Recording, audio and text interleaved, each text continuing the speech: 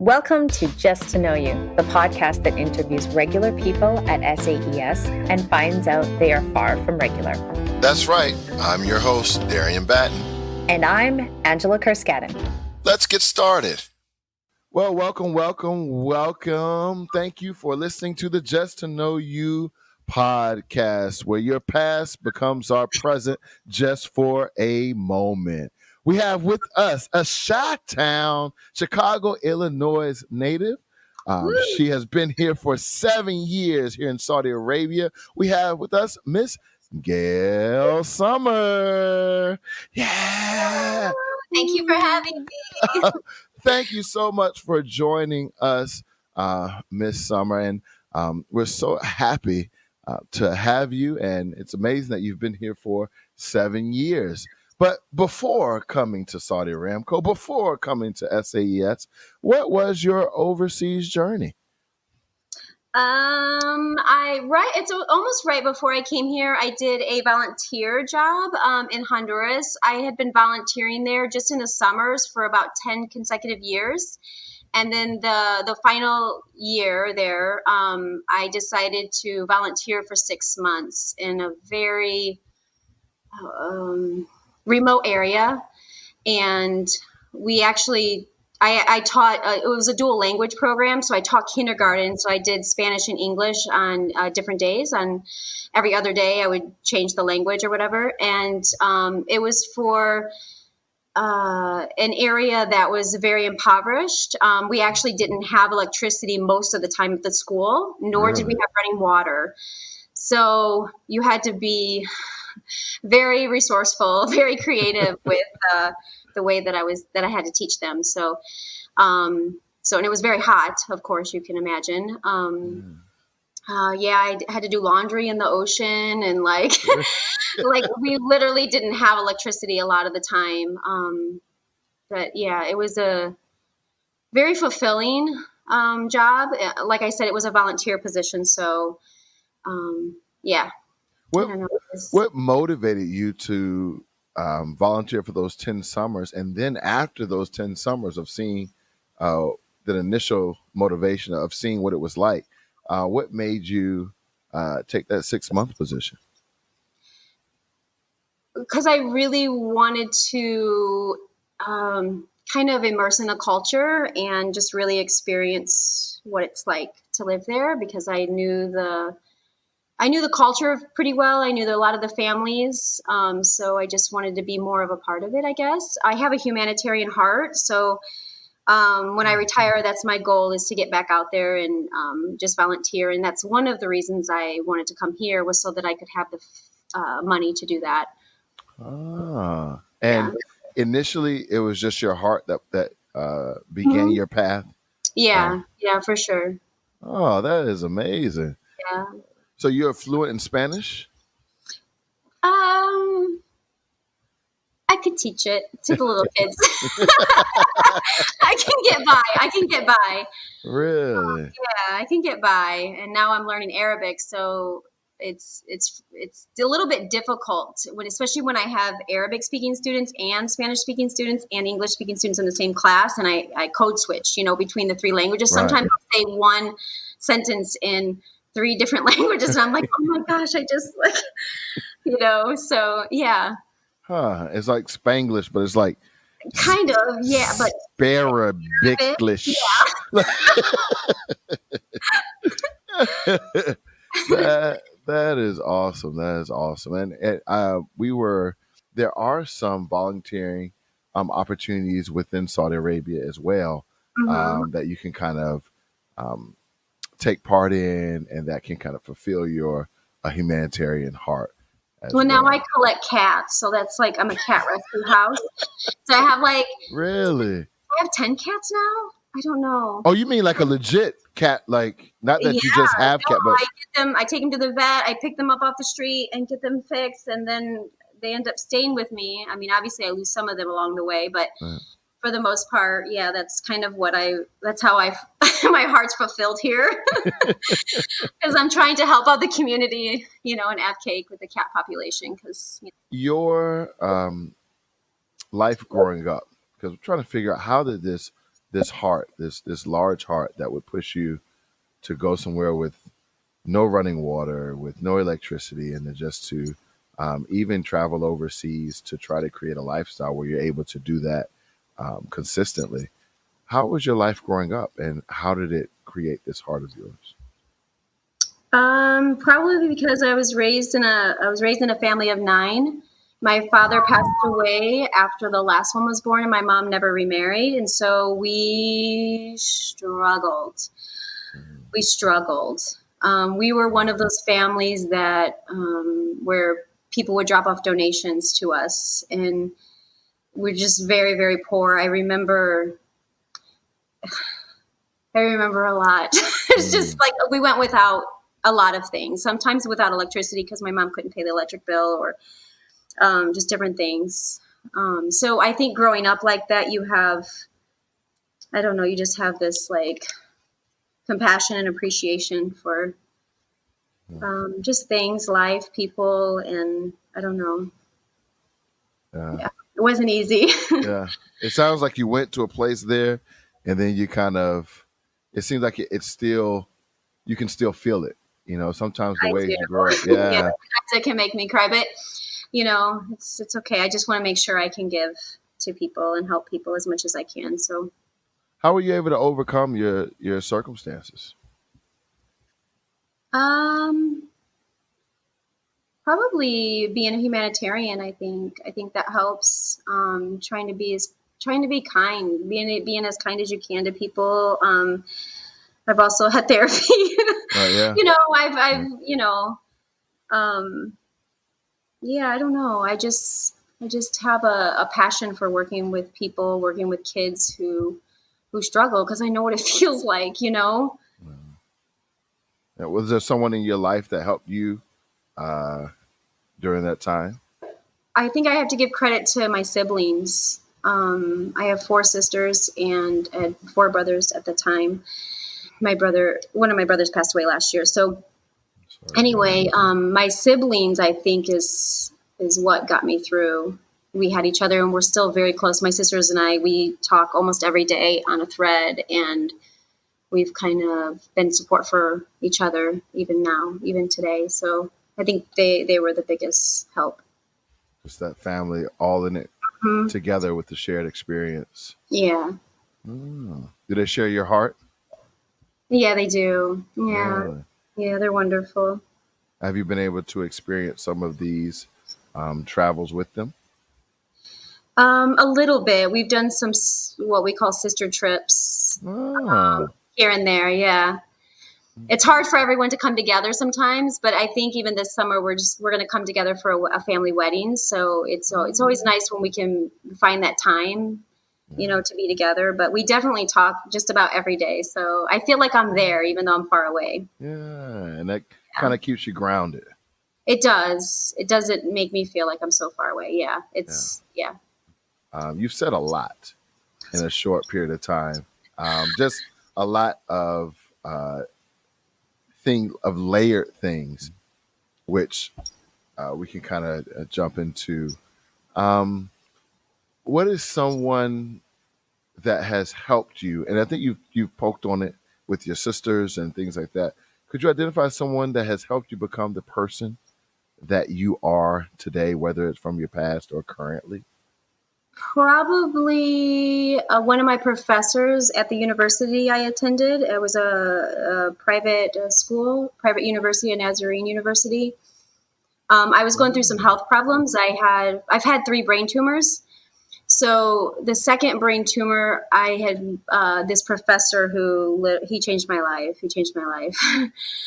um, he's probably been a big part of he's kind of helped me to be he just taught me so much. He taught me so much about life, about just compassion, because he showed it himself through all of that. And at the time when I had that second brain tumor, I was a single mother. I was going to school full time. I was working 2 jobs, just trying to make it. So it was a very tough time for me. Yeah. And he was there and supportive. Yeah, so I think he's had the biggest impact. of my life, I think. Yeah. Really? Besides, like, having my own kids, of course, that kind of, Yeah. put you in a different, I don't know, it just kind of, having kids transforms you, right? It, like, Your entire changes your life. whole life, and you look at life differently, and yeah. Yeah. And so you say you've had 3 brain tumors. Yeah. How has that altered your life? It's changed everything. It's made me enjoy the present a lot more, enjoy people a lot more. You just have a deeper appreciation for everything in life. You really do, because you don't take anything for granted ever again. And I feel like I have work to do. Like, there's a reason why I survived 3 brain tumors. You know what I mean? Like, Yeah. sometimes I just feel like, okay, what do I need to do? What do I need to do? Like, Man, I look at you and I'm just like, man, like you're still Gail, you're still lively, you're still pushing, you're still smiling. And just in this short time that I've talked to you, you've been through so much. And that's awesome. That's so inspirational. So inspirational. So again, thank you for coming on, because it's really, there's some small stuff that was kind of eating at me, that is like, let's go ahead and drop that in the trash can. Let's go let's go ahead and sweep the front door. Let's clean that up, because it's kind of trivial. It's really trivial. So I mean, thank you so much. yeah. Let's dive into your family. You talked about your children. Could you tell us a little bit about your family? Yeah, my daughter's here, actually living with me. I didn't know that was going to happen. I think it was like my second year here. We would travel together. And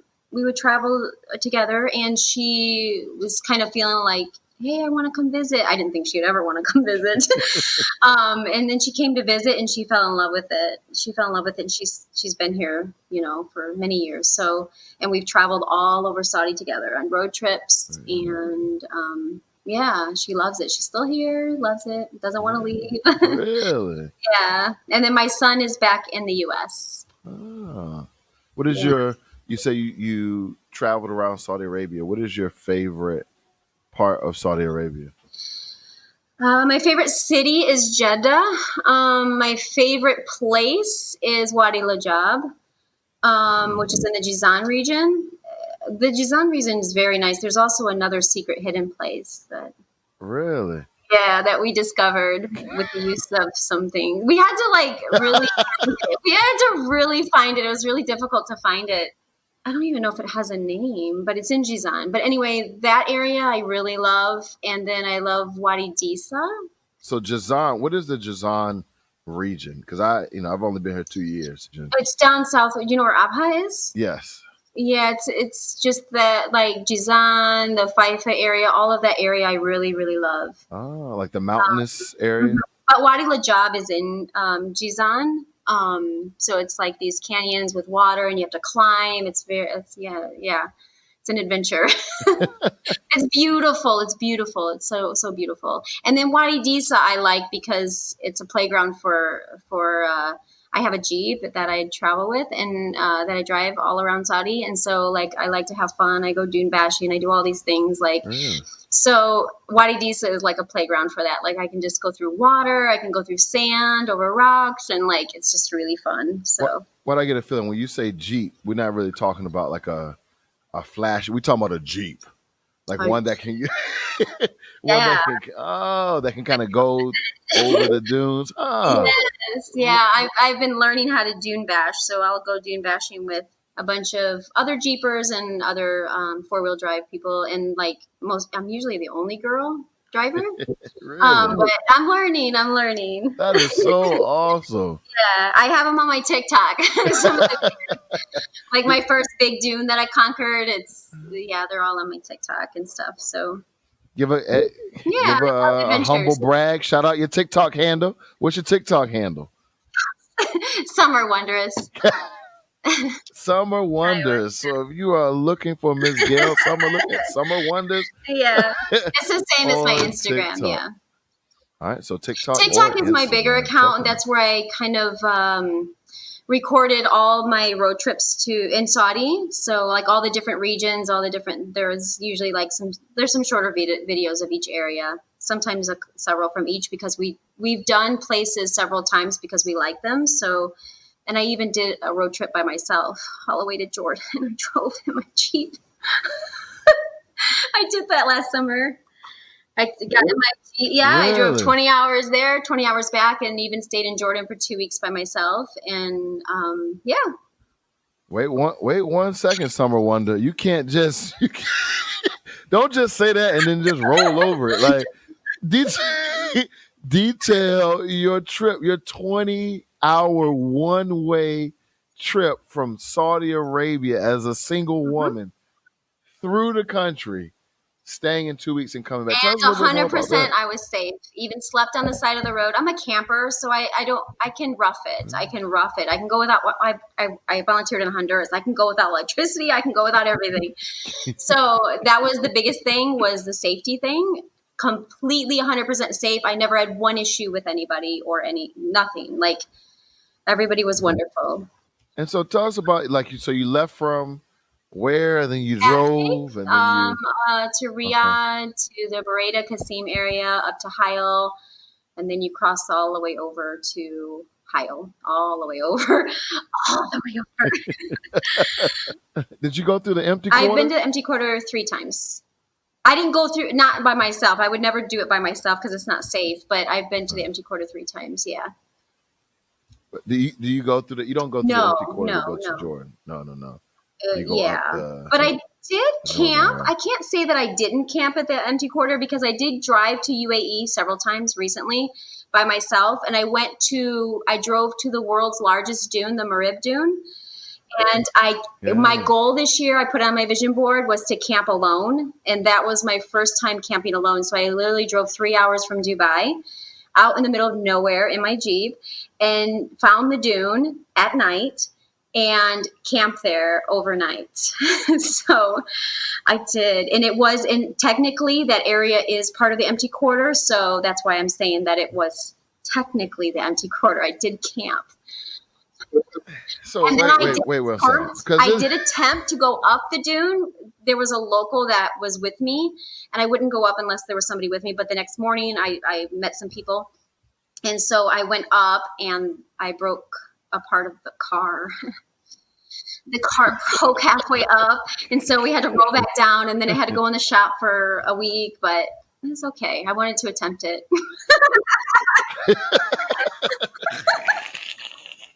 See, and I'm not sure if people understand. Like, they have a whole competition in like. I know. Liwa. And I'm going to go to the festival next year. I am. I want to be there. I don't want to compete because I got to get my Jeep up there first.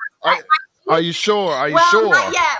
I didn't make it, so I'm frustrated. I'm burning inside because I'm like, I got to conquer that dune. But I won't do it I'm not going to compete. No, I'm not ready for that. But I definitely want to go back and make it up that dune because I saw other Jeeps making it that day. Like, I saw them go up. So I was like, oh, if my car wouldn't have broken, I would have made it, maybe, inshallah.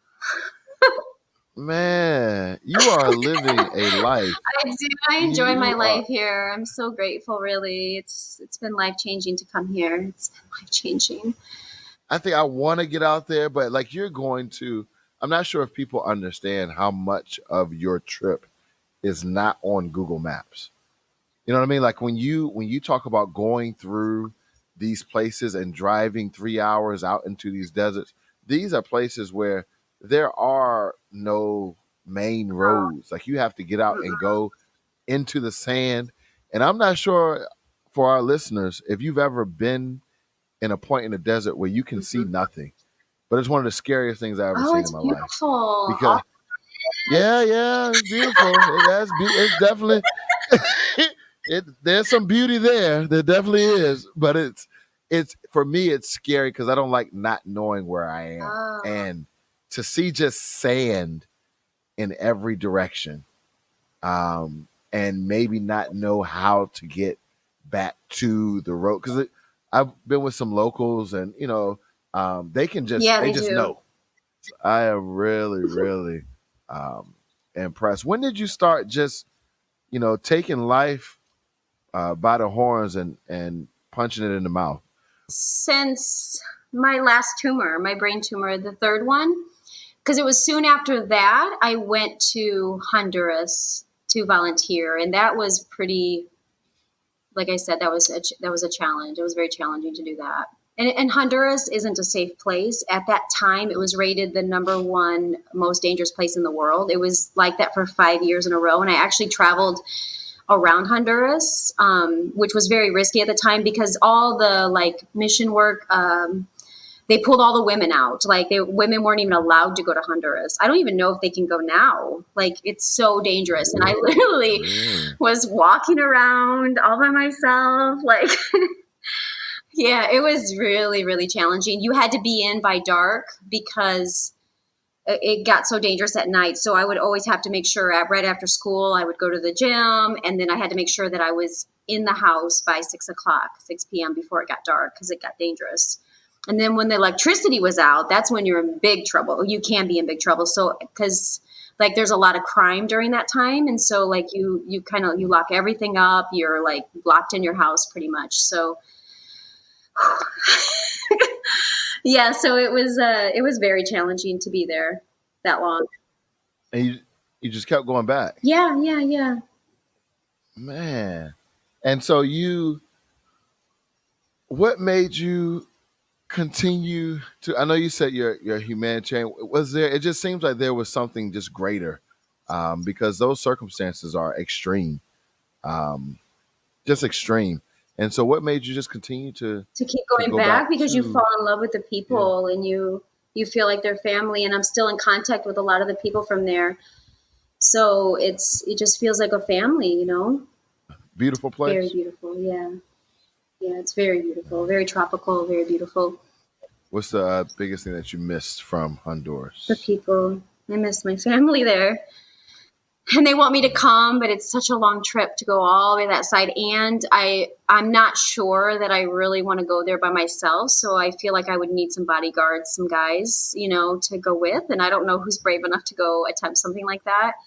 So I don't know. Hopefully someday I'll be able to go and see everybody. But they always ask them. They're asking when I'm coming back, when I'm, yeah. Has that been your favorite place to live, or what has Here, been your favorite place 100%. to live? And why? 100%. Saudi Arabia. Everybody who knows me knows I love this country. You know, I even have like a Saudi heart bracelet. Like I wear it all the time. I'm the biggest, like, I am like Saudi National Day is like one of my favorite holidays. I have so much Saudi pride.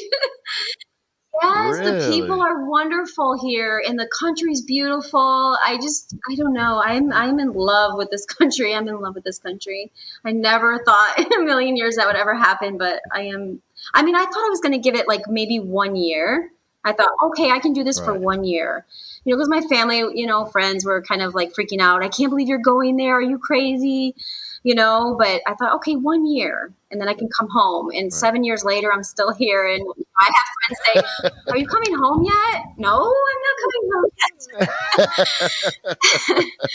Now I'm in love with even the Middle East in general. I just think it's such a beautiful place. The people are so wonderful. Like everywhere I go, I've been all over. I've been to a lot of the Middle East countries. So it's just wonderful people. If there are people that are a little hesitant about coming over, what would you tell them? Come. I do. I tell people to come and try it. Well, see, I just live my life. Like if I fear something, I want to do it. You know, it makes me want to do it. Like I don't know. I don't live a life of like, oh, I'm going to stay back because I'm afraid. If I have a thought about doing something, I'm going to find a way to do it.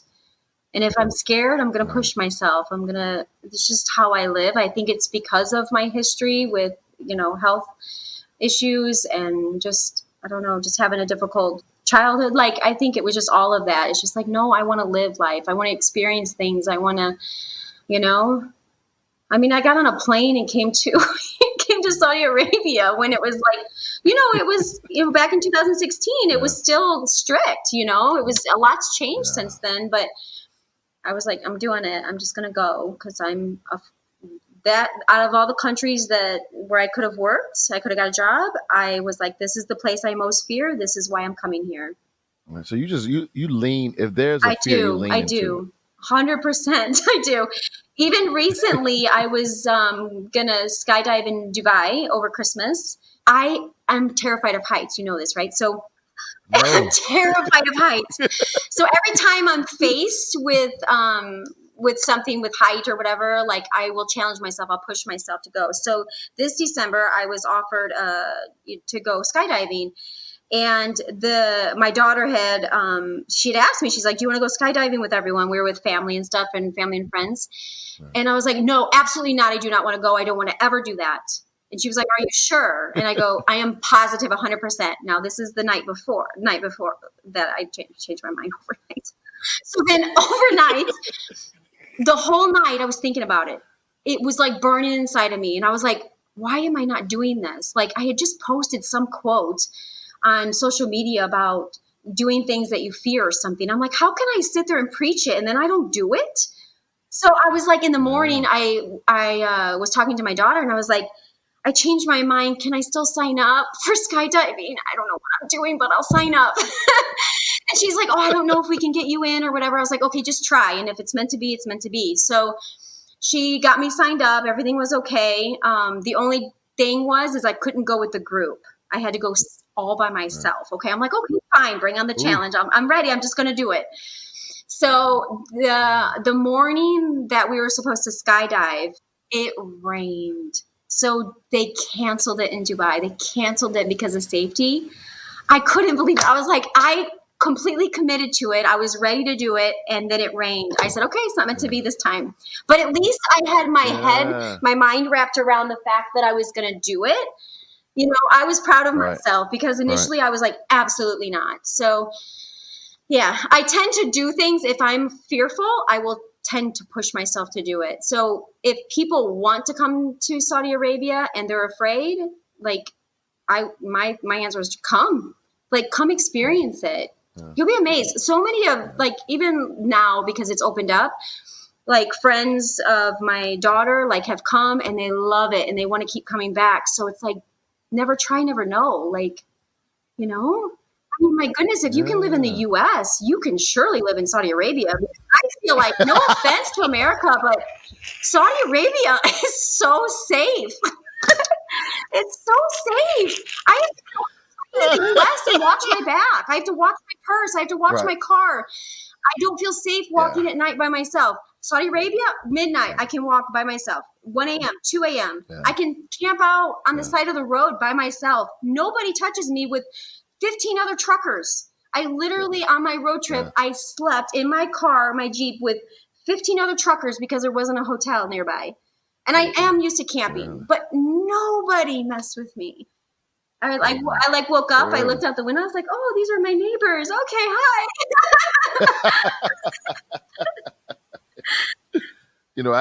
I have to agree with you. I was driving back from Dahara and I was tired. So I was like, I'm going to pull over to the side of the road. And so I pulled over to the side of the road and went to sleep. And then I heard a knock on my window, like, boom, boom. And so, I'm from the States. So I see it's the police. So I'm scared, like it's the police. I guess I'm in the wrong. I've gotten tickets and stuff for just being on the side of the road before. So I'm nervous. And they just say, hey, pull over more so you can be safe. Oh, that's so nice. Yeah. And I was like, okay. And they were just like, Masalama, and then just pulled off. And that was it. It was just pull over a little more so that if there are cars and they kind of come over on the median or they pull over on the side, that they won't hit you. And that was it. And for me, in all of my interactions, it was amazing. And so I have to agree with you there. And you heard it here. When my daughter and I have been camping, we will set up our tent, and we were in Hakko at the time, and we had our tent set up by the shipwreck. There's a shipwreck there. We had it set up by there, by the water, and the police came, and we thought, oh my gosh, we're going to get in trouble. They're going to tell us to move. And they were like, no, you can stay, in their best English. Then you know what they did? This has happened so many times, actually. They went and got us a bunch of snacks And they came back, and I was like, Really? Paris, they're coming back. My daughter's name is Paris. I said, they're coming back. They're coming back. Like, are we in trouble? Like, what's going to happen? And like, they literally gave us a bunch of treats, like drinks, snacks. Yeah, Really? just so we could like enjoy ourselves. Isn't that nice? Who does that? Yeah. I don't know. It's just we just Yeah. have those experiences all through the whole country. Throughout the whole country, we have those experiences from people buying us meals and helping us. It's just, I don't know. I feel 100% safe. So I'm always promoting Saudi. Always promoting Saudi. You heard it here, Miss Gail Sommer. If you can survive in America, you can thrive in Saudi. That's what she.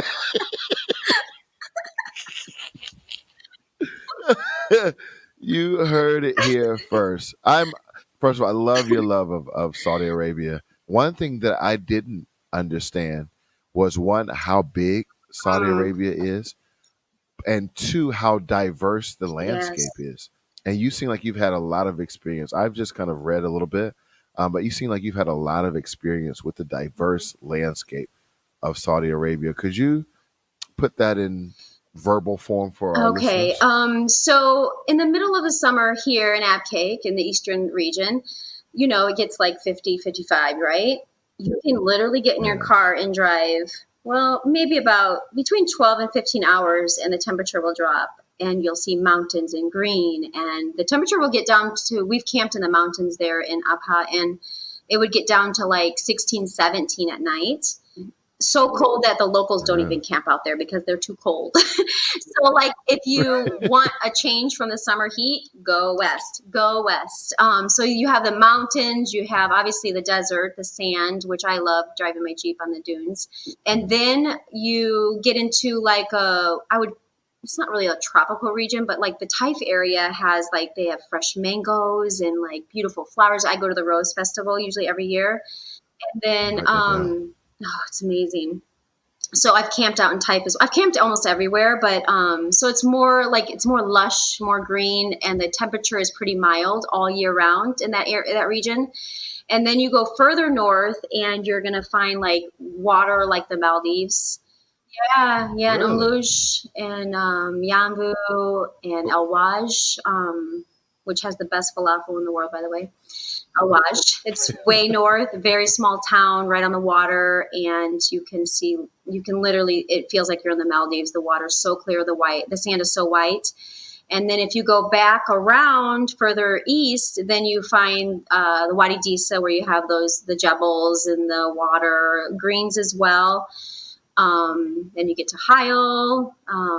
There's so much diversity with the terrain. And my goal, I haven't conquered one goal. I tried last year. I want to see this. I want to camp in Tabuk when it snows. So last year when it snowed, when I heard that it snowed, my daughter and I got in the car and we drove 16 hours to get to that region. We get there and the locals were like, "Oh, it melted." While they're telling us this, we're like, okay, that's fine. We already kind of knew that might happen. So we just kept driving and enjoyed the rest of the trip, even though we had been to a lot of those places before. But it was really cool because they were just locals off the side of the road, and they're literally holding up their their gawa, and they had treats, and they're like holding it up in the car, like, "Oh, we have this for you," whatever. We're like, okay. So we pull over Oh, literally, and there's like, I don't know, there's like eight guys or whatever, and they're like, "Oh, we have gala, we have cookies," and they just like bombarded us with all these gifts. So it didn't matter. We didn't see the snow. It was all right. We met really great locals, and they actually paid for our gas. I forgot to tell you that. Yeah, we went to the gas station and they really? paid for it. Yeah, we didn't even ask them. So it's just like little things like that. But that is one of my goals, is Yeah. to see the snow in Tabuk, and I would love to camp out there. And I don't like the cold, but I want to do that. That's the only time I want to see snow. Right, I don't want right. to go back to Chicago and see snow. I want to see snow in Saudi Arabia. Right. Yeah, I was getting ready to say, like, I thought you'd be I am snowed out. snowed out, but You not know, in being Saudi. Everything's different in Saudi. it's one of my goals, because I'm a nerd. I want to get like in the middle of a locust Oh, swarm. I want to see like a locust yeah. swarm up in the sky one time and like cancel out, like You didn't apocalyptic see that when you came a cancel few out the years sun. back? No, this is my second Oh, you year. missed You seen one? Please don't tell me you've seen one, because I'm about to get angry Yes. that you're crossing No, things for off my real. bucket That list. was I don't totally appreciate that. crazy. Crazy. Really? Yes. Explain. Tell me about the locust. My cats love them. That's what I remember. Bringing me locusts in the house. But yeah, they were everywhere. Even Really? at school, the kids, we all went out to watch to see them. It was so bizarre that year. I forget which year it was. Oh, that's so Yeah. neat. I And hope we just get to see it someday. I don't know millions. when they're coming again. Do you? I don't know if there's like a set time. Like the monarch butterflies come every year. I don't know if there's like a set time that they come, but Yeah. You have really been living an amazing life in Saudi Arabia and beyond. And I'm just so grateful that we've just been able to talk. I would love for everyone, I want you to give out another shameless plug for your two accounts, so that everyone, because I'm definitely going to follow Summer Wonder. Could you spell those for us? Summer Wondrous. So it's my last name, Sommer, and it's Wondrous, Wanderess, Wondrous. Oh, okay, I see what you did there. I see what you did there. In the Urban Funny. Dictionary, Wondrous means I belong to no man and no city. Oh, shucks. Okay. So before we go, you were saying that you have, I think it was two or three more things, or three things that you added to your vision board that you wanted to do. Yeah. You got a skydive. So Learning that's up Arabic was there. one of them, which I'm continuing. This is my 4th class. That was on Oh, there. really? Yeah. I don't remember them off the top of my head. I'm so sorry. It's not in front of me. Oh, no worries. But I do no a vision board worries. every year, so it's I love to Every do it. year. Yeah, I love to do it. And I have it on my wall so that as soon as I wake up, I see it every day. Got to make it happen, dude. Hey, if I believe that from anybody, if I believe that from anybody, it is Miss Gail Sommer. So thank you Thank so you much. so much for having me. It was a lot of fun. It has been awesome, and your inspirational story. We're hoping that it will reach the ears of those who need it, and those who don't know they need it, but can definitely learn from it. Thank So you. thank you, and you Thank have a you. You do great the day. same. I appreciate it. Yes, ma'am. Bye, you guys. Thank you for listening to Just to Know You. We would like to thank our amazing tech man, Mr. Kent Arimura, Sterling McDonald for the podcast music, and the SAES community. See you next time. If you know anyone who you think has a great story to tell, we would love to hear about it. Please send an email to either Angela, Darian, or Kent.